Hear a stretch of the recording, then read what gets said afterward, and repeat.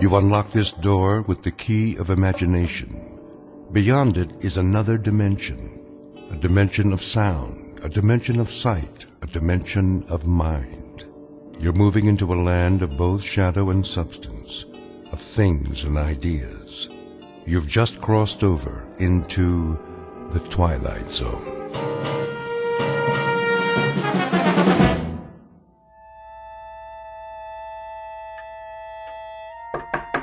Grandpa, shall I keep your dinner warm for you?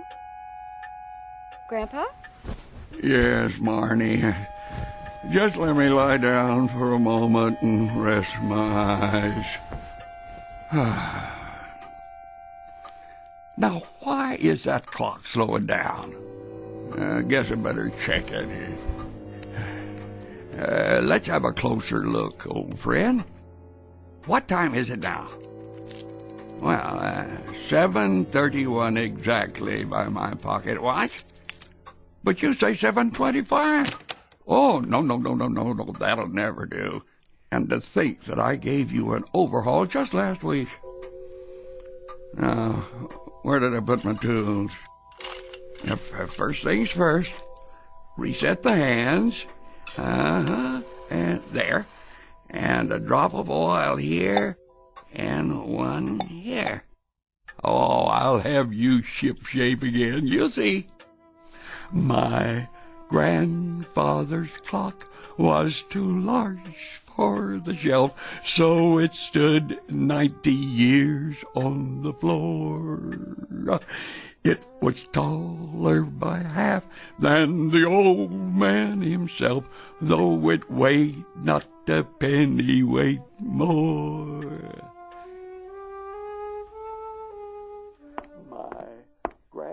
Oh, no. What's wrong? There he goes again. You noticed? I guess we should be thankful he has a hobby at his age. The clock or the song? Oh, Doug. Should I be worried?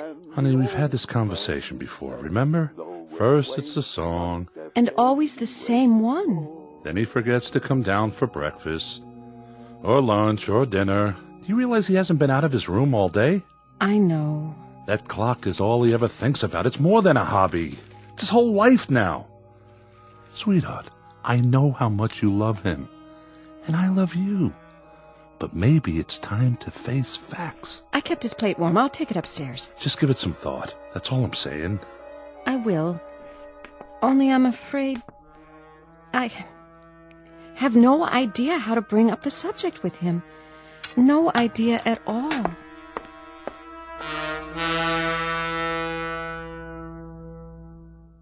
It is said that each man carefully measures his time, some with fear, some with hope, and some with joy. But Mr. Sam Forstman's time is measured by a grandfather's clock, and from all accounts it is unique, because this particular clock keeps a special kind of time, marked only in the Twilight Zone. Now, back to the Twilight Zone and our story, 90 Years Without Slumbering, starring Bill Irwin with Stacy Keach as your narrator. It was bought on the morn of the day that he was born, and was always his treasure and pride. But it stopped short, never to go again, when the old man died. 90 years without slumbering. Tick-tock, tick-tock, his life seconds numbering. Tick-tock, tick-tock. Grandpa? Oh, come in, Marnie. What are you doing? Oh, it's been a few minutes off lately. Quite a mystery. But don't you worry. I'll solve it. At least move the lamp, Grandpa. You're going to ruin your eyes. I can see quite well, thank you. Besides, I know practically every part by heart. But why does it matter that much to you? I wouldn't expect you to understand. What's a clockmaker? I brought you dinner. Dinner? You're awfully early tonight. Besides, I don't need room service. I would have come down. It's almost 8 o'clock. It is? Oh, what happened to the time? I'll leave your plate on the dresser. You do that. Thank you, Marnie. You're too good to me, you know that? Grandpa, are you feeling all right? Me? Never better. Why?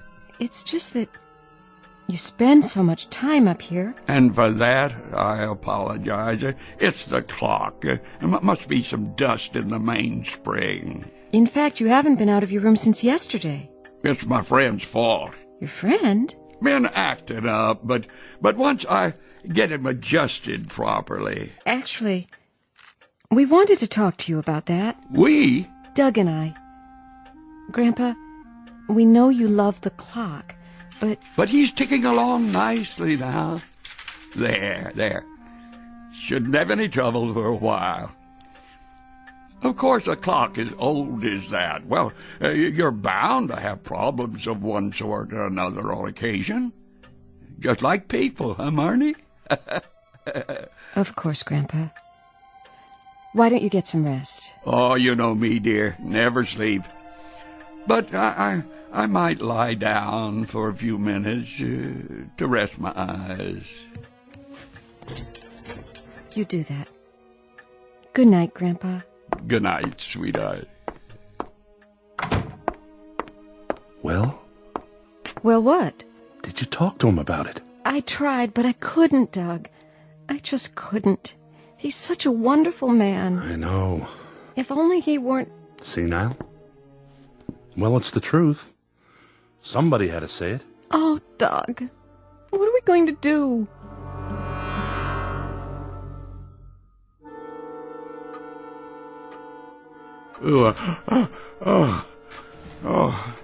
Now, what's wrong with you?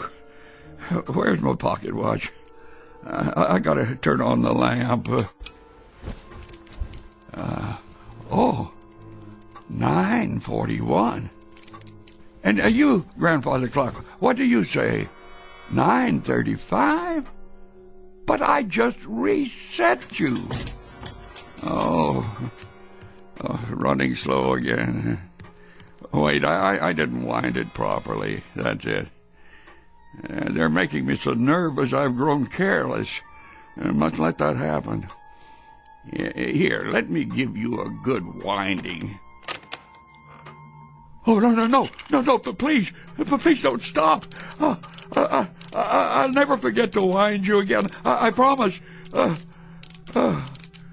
Oh, well, there, that's better. Remember, you and I are the only ones who know what'll happen if you run down. But we won't tell anybody, will we? Oh, no, of course we won't.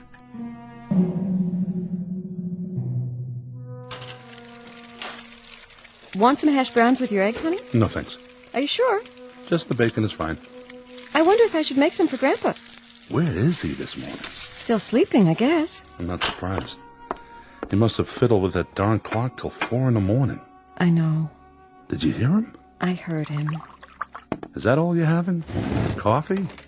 I'm not very hungry. What about the baby? You're eating for 2 now. That's one thing you don't have to worry about, Doug. Marnie, What? let's not fight about this. I'm not. Honey, I only mean that you've got to accept the facts. Your grandfather's not a well man. Oh, Doug, I don't know what to do. Take it easy. He's always been so alert, so easy to be with. He's the same grandfather you've always had. But everybody faces this. Your loved ones grow old, and there are decisions to be made. You try your best to do the right thing. Why don't you come right out and say it? You want to have him put away. I don't know about that, but why don't we at least let Mel look him over? Can we do that? Just to be sure. You think I'm crazy? Grandpa, Marnie, Doug, how long have you been standing there? long enough. Look, Sam, don't take this the wrong way. Mel Avery's a psychiatrist, a head shrinker. You don't have to tell me, I know. Grandpa, listen to me. Mel's been a friend of ours for years. He and Doug went to college together. You've met him. Well, I met a lot of people, but I don't let them tinker with my head. Sam, nobody's going to do that. All we're suggesting is that you see Mel and talk to him. It's not a big deal. Why should I see a psychiatrist? You think I need one? Well, I wouldn't put it that way. Will you please sit down? Have some breakfast with us. Here, right next to me. Well, if you're sure there's room. Coffee? No. I'm wide awake. See, I even dressed myself and managed to come downstairs without a nurse or a walker. That good enough for you? Nobody's criticizing you. It's just that things happen to people's minds, especially as we get older. You think there's something the matter with my mind? She didn't say that. Well, she might as well have. I'm talking about physical things. That's why we all have a checkup once in a while. What's wrong with me physically? I can see all right, and I move around on my own. You sure can. And I can use my hands, the same as always. I know. For example, you love to work on that clock. But you've gotten so preoccupied with it that it takes up all your time. So I'm fond of my clock, and that makes me crazy. My, what a strange world we live in. Sam, you'll have to admit you spend a great deal of time with it. Sometimes 3 or 4 hours a day. Sometimes half the night. Aha! Just because I don't sleep my life away and working on that clock relaxes me, that makes me a candidate for the loony bin? Well, for your information, I've had insomnia all my life, and so did my father. He lived until he was 90. Just like the song says, 90 years without slumbering. Oh, yes. The song. It was written before you were born, my boy. I think you're misunderstanding. Doug only has your best interests at heart. My best interests. You think I'm afraid? All right. That does it. I'll see your friend, the psychiatrist, and we'll find out just who's crazy in this household and who isn't. Go ahead, call him. How about this afternoon? Send him in. Yes, Doctor. So you're him. Mel Avery. How do you do, Mr. Forstman? Pretty well, young man, if the truth be told. Well, come in. Make yourself comfortable. If you insist. Am I supposed to lie down on the couch? Well, whatever you like. I thought we could just talk for a few minutes, get acquainted. Oh, don't worry about the bedside manner. I know what I'm here for. It's a pleasure to meet you, Mr. Forstman. Oh, Sam, please. Mr. Forstman was my father, rest his soul. Doug's told me so much about you. Oh? Such as? That I've got a screw loose somewhere, is that it? Not at all. Can I offer you anything? A glass of water? Let's get right to it, shall we? If you like.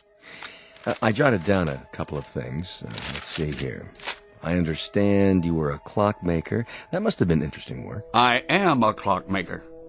Oh, I'm retired now, but it's in the blood, my life's work. You understand. Indeed I do. Doug says you have a particular clock you're fond of. A real antique. Must be worth a great deal. Oh, I'd never sell it. It was presented to me on the day of my birth. My father loved my mother very much, you see, and in those days it was fashionable for a husband and wife to love each other for their entire lives. And it's no longer fashionable? Well, if it were, the woods wouldn't be so full of marriage counselors these days. So the clock was a kind of symbol. You were born on the same day, so to speak. You want me to tell you I think the clock is alive, don't you? Like a real person. Well, I don't think that. It's a mechanism, nothing more, nothing less. Then why are you so concerned with keeping it in perfect condition? That clock is not only priceless, Doctor, it's a family heirloom. Wouldn't you want to maintain it as perfectly as possible? Well, yes, but... You aren't sure? Yes, I'm sure. But then we aren't talking about my clock. We're talking about your clock, aren't we? Oh, you have a grandfather's clock, Doctor? As a matter of fact, my wife bought one recently. She collects antiques. Tell me about it. Whatever comes to mind. Well, it's about 8 feet tall, hand-carved, built in Germany in 1874. But we're talking about you, Mr. Forstman. Sam. Oh, why, I thought we were talking about your clock. Oh, we were, but we've gotten off the track. Track? Are we going to talk about trains now? No. Well, if you've nothing more you want to discuss, I could talk about clocks for hours, Doctor, but your time is expensive. Mine's free. I think I'd better go now, for your sake. It's been a pleasure. There is one little thing. Yes? I know that when my clock stops ticking, so will I. Really? You believe you'll die on that day? Does that make me crazy? No. But it is rather unusual. How's your clock running, by the way? Why, I don't know. You might want to have it checked. If I had a clock like that, You'd what? I'd get rid of it. I'd have to. So, either I go or the clock goes. Is that what you're telling me? I didn't say that. Well, I didn't think you did. I mean, why would anybody say a thing like that? Why, I don't know. Such an idea would have no rational basis. It certainly wouldn't. Definitely. None at all. Indubitably. Then that should put your mind at ease. I hope I've been of service, Doctor. Have a nice day.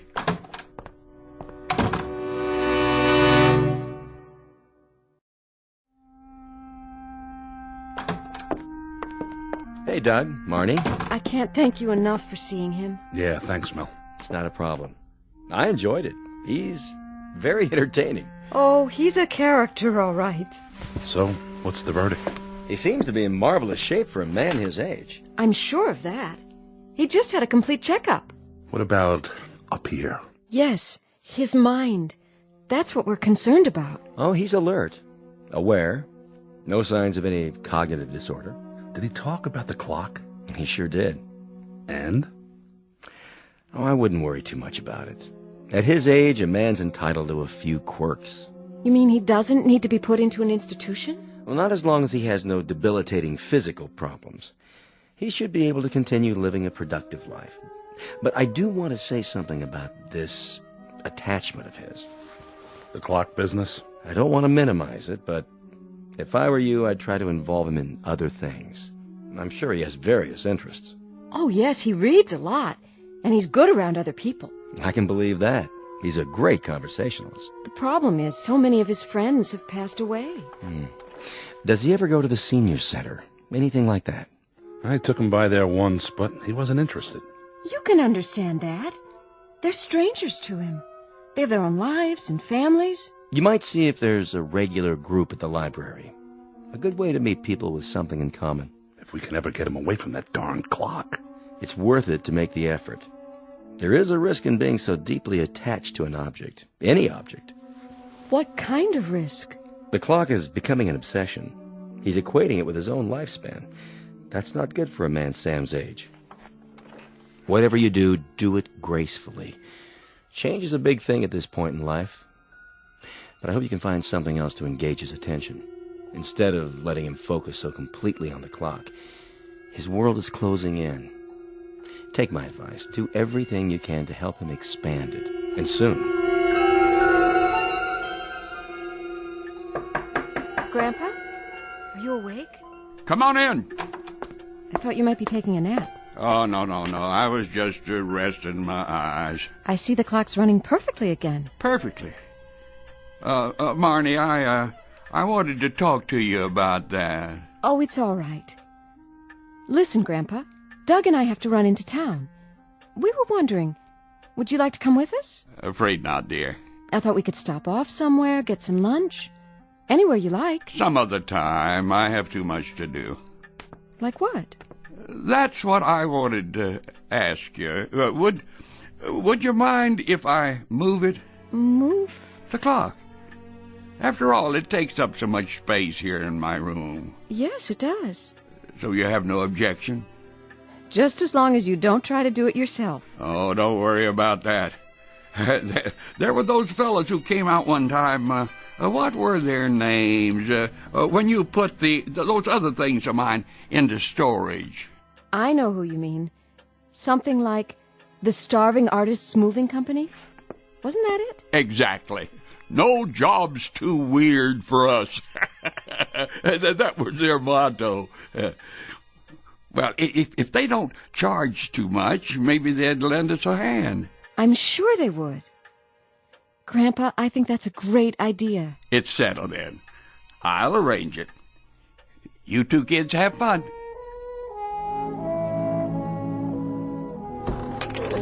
Watch your step. Yeah, the carpet, I see it. Set her down for a minute. Couldn't he just use a watch? Or a sundial. Never have to move one of those. Set it and forget it. How does that song go?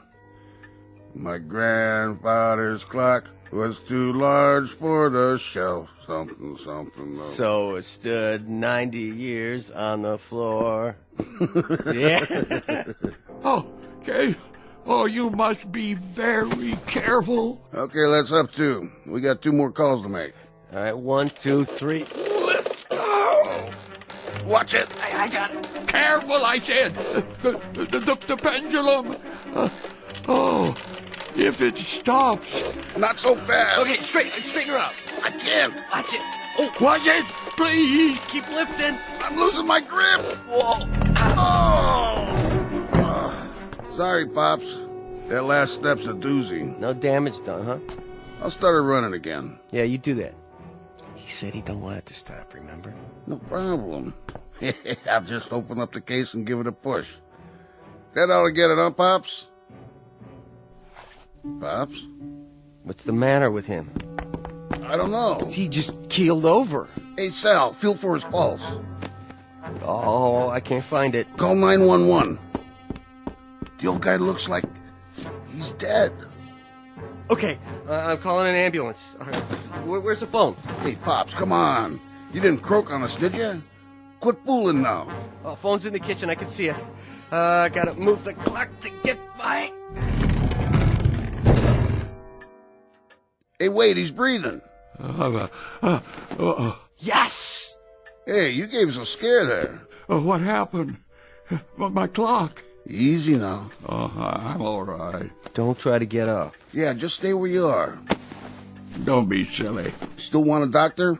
A doctor? I never wanted one in the first place. Okay, no doctor. Just let me give you a hand. Listen, What? my clock. It's still ticking. Yeah, sure. You had us worried there for a minute, you know. Don't do that, Pops. I guess it just wasn't my time. Not yet. Not quite yet.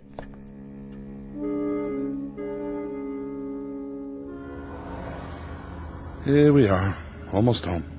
You think he'll like it? Like what? The takeout we brought him. It used to be his favorite. Sure he will, honey. You think he's serious about the clock? That was what he said. He definitely wanted to move it. Will wonders never cease? I'll carry the food. I want him to have it before it gets cold. Go ahead, I'll catch up.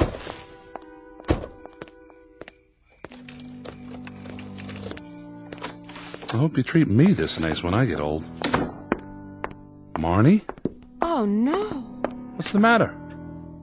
Oh, Doug, look. Whoa. I didn't know he was going to move it today. Next to the bookcase? It's so huge. Maybe he's trying to make a statement. He's trying to make a compromise with us. Oh, you're back early, children. Hello, Grandpa. I thought we'd give it a try down here and just see how it looks. What do you think? Well, I don't know. You can see for yourself, can't you, Sam? Yes, I see. It sticks out like a sore thumb. Uh-huh. Are you sure? I think Doug's right. Well, when you put it that way. You seem a little shaky. Are you all right? Yes, of course. You didn't do any of the lifting yourself, did you? Oh, no. Some nice college boys. That's what artists look like nowadays, I suppose. You're awfully pale. Oh, stop fussing. I'm fine. You might as well be honest about all this. We talked to the doctor. You did? Well, what a coincidence. So did I. Well, he said... He said you're becoming obsessed with it. And that's not good for you. Senile. That's what he really said, isn't it?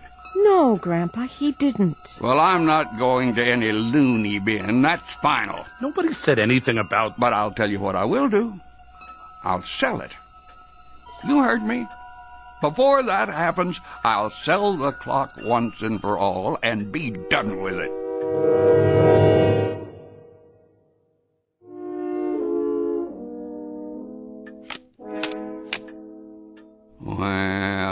see. A red queen on the black king.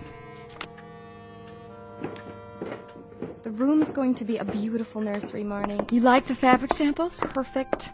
Now all you have to do is find the right paint, and you're set. And black 9, red 8. Is that what you did? You won't believe this, but I actually refused to get pregnant till I had the baby's room all planned out. George said that wasn't logical. I'd have to agree with him, Carol. There's still some coffee left. Maybe just 1 cup. Sit down. And where will you be moving after the baby comes, Mr. Forstmann? Oh, what did you say, young lady? My grandfather's staying right here, Carol. Oh, of course. I didn't mean... I'll need his help around the house. I wouldn't know what to do without him. I'm sure you wouldn't. Are you going to keep the clock downstairs? We haven't decided. Carol. Yes, Mr. Forstmann? Carol, do you know anyone who might like to buy it? Sure. Me. Wish I could afford it. Do you mean that? Do I? You know how I feel about antiques. Something like this would make my front hall. Well, I think we could work out something. You could even pay me later. It doesn't matter. Are you serious, Mr. Forstmann? It would be ideal with you living next door. I could visit the clock every day. Not every day, surely. I mean, I could look after it and keep it in good condition, you know. Oh, I'd appreciate that. You see, this is a very special clock. Not one of your normal 8-day models. It has to be wound every other day. Carol wouldn't want you tinkering with it all the time. It'd just take me a few minutes 3 times a week. I wouldn't mind, Marnie. Your grandfather would take such good care of it. If you're sure.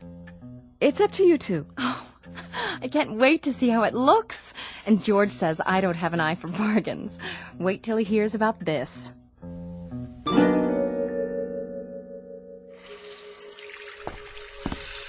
Good morning, my dear. Grandpa, up so early? Early to bed, early to rise. Ben Franklin said that, I believe. Or was it George Washington? Well, no matter. Time to wind the clock. Oh, that's why you have your toolkit. Every other morning for 2 weeks now. Don't you remember? Well, you could have slept in today. George and Carol are out of town. They are. Just for the weekend. The weekend, but it runs down after 48 hours. Grandpa, are we going to start that again? We've been so happy lately. Yes, we've been happy.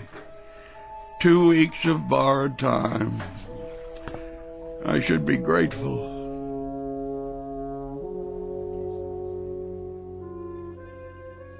And that's the evening news. Repeating our top local story, suburban crime dropped 17% since the mayor's new Neighborhood Watch program. We'll be back Sam, with Eyeball News you in there? at 11. Well, where else would I be? Missed you at dinner tonight. Oh, I'm a little under the weather. I decided to save my strength. Anything I can get you? No. I'm just going to watch TV for a while. Sam, I just wanted to say that it's great to be a family again. Eating our meals together. We missed you tonight. Just didn't feel the same. Thank you, Doug. And the same to Marnie.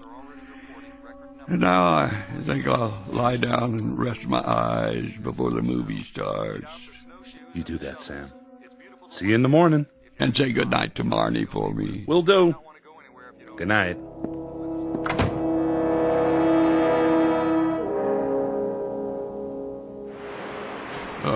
What?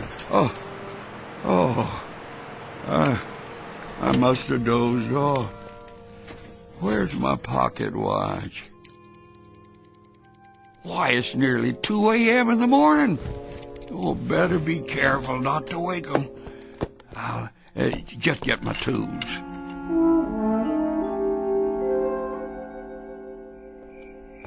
Oh, thank goodness for street lamps. Let's see now. There's Carol and George's, and the front walk, and the porch. I'll be able to see through the pane in the door, I hope. Oh, good. They left the hall light on. Yeah, there it is. How's the time? 2:31. Oh, it's lost 20 minutes already. I've got to get in. Oh, locked.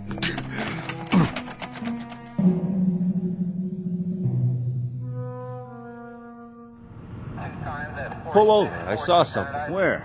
In front of that house. Shine the light on it. I don't see. Wait a minute.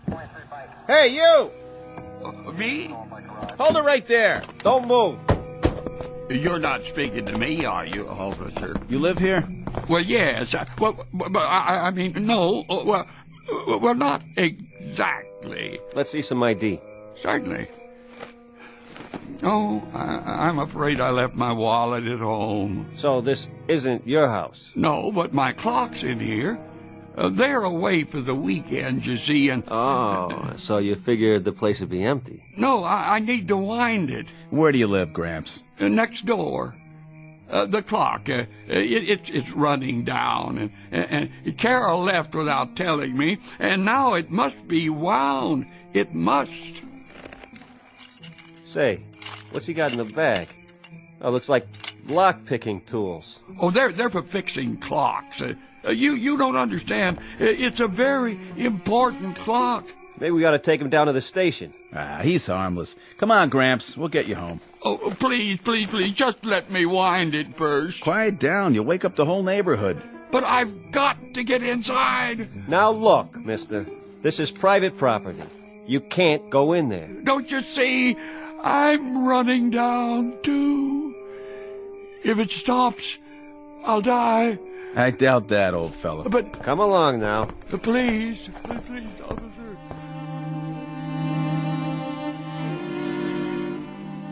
We're very sorry this happened. Sure, I understand. He's not usually like this, honestly. Happened to my old man. We put him in a home. He likes it there. Good night, officers. We appreciate it. Good night, folks. Ma'am? Come on, Grandpa. Let's go upstairs. It's my fault, Barney. I shouldn't have expected anybody to believe me. Can I get you anything? No. I won't need a thing anymore. Why do you say that? Don't worry, dear. It's better this way. Better? Let me give you one last hug. Don't talk that way. We'll have breakfast in the morning. Good night, darling. Good night. It is better this way. It has to come sometime.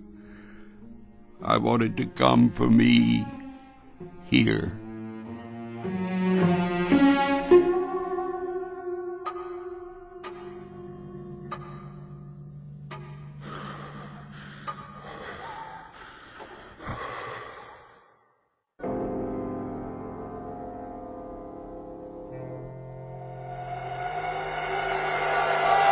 Well, Sam, old friend, it is time for us to go.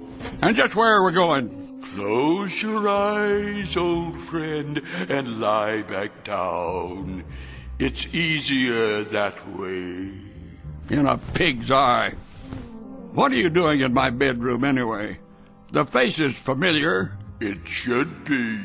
But I don't think we've been formally introduced. I am your spirit.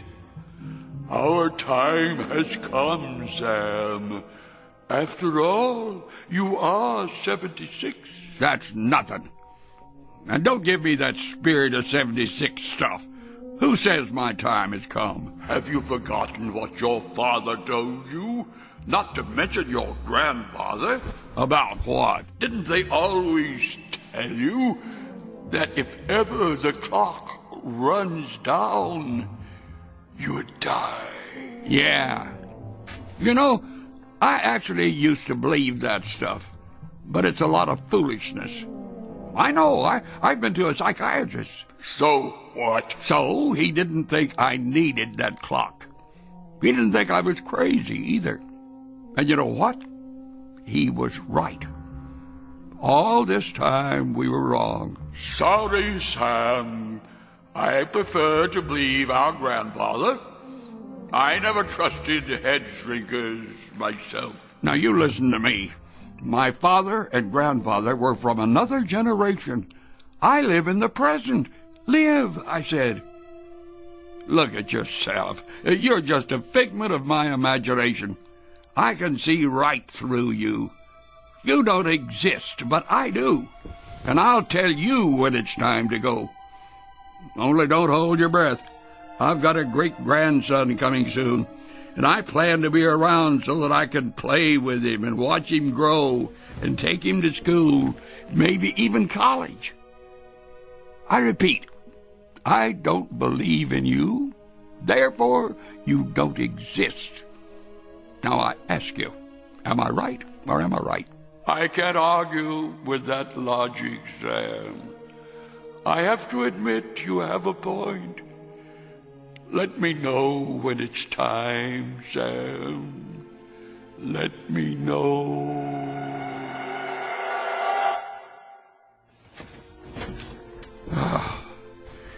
There.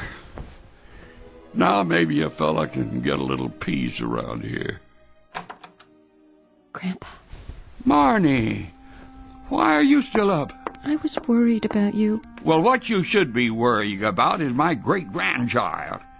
Now, come on. If you can't sleep, I'll make you a cup of hot chocolate. That should do the trick. Why, Grandpa, where did you get all the energy? Never you mind. Now, take my arm here. Careful now. Oh, wait a minute.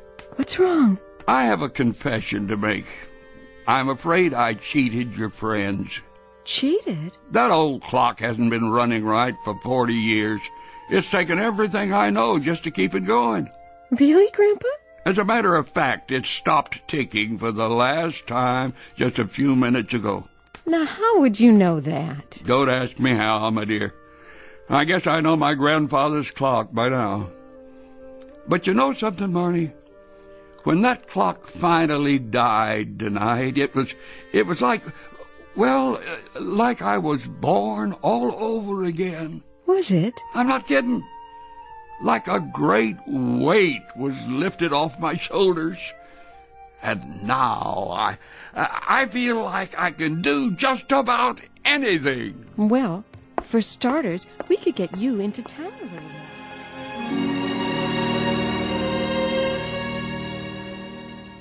Clocks are made by men, but only God is responsible for time. No man can prolong his allotted hours, or cut them short for that matter. He can only live them to the fullest. That's our legacy in this world, as well as in the Twilight Zone.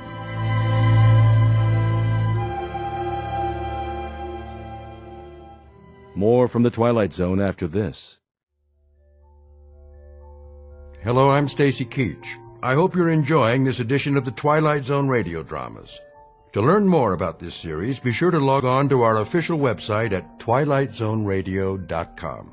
You'll find special discounts on our Twilight Zone audio collections, listings of our radio stations, links to other websites, and a photo gallery of our recording studio and some of our stars in action, plus ways to contact us with questions or comments about the show. And for a limited time, when you log on to twilightzoneradio.com, you can send in for a free CD of the show. So be sure to visit us at twilightzoneradio.com.